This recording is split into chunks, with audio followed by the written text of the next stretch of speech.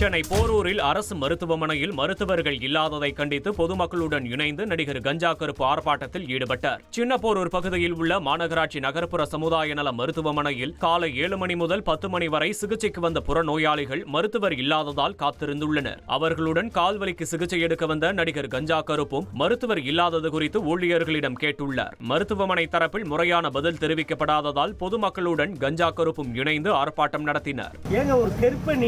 ஒரு நாய் இடிச்ச வயசான ஐயா, இதுபோ ஒரு மண்டை உடைஞ்ச ஒரு பையன், என்னப்பா ரத்தத்தோட நிக்கிறேன். ட்ரீட்மெண்ட் பண்றது டாக்டர் இல்ல, அந்த பாட்டி இறந்துட்டாங்களா இல்ல உயிரோட இருக்காங்களான்னு கடவுளுக்கே தெரியும். இதே தனியார் ஆஸ்பத்திரி கரெக்டா பாக்குறாங்கல்ல. நீங்க தனியார்ல தானே இருக்கீங்க, இந்த டாக்டருக்குள்ள நீங்க கரெக்டா அந்த காசு வருமானத்துக்காக உட்காந்துருக்கீங்க. இல்ல ஏன் கவர்மெண்ட் உயிர் தப்பான உயிரா இருக்கா? நாங்க தப்பான உயிரா இருக்கோமா?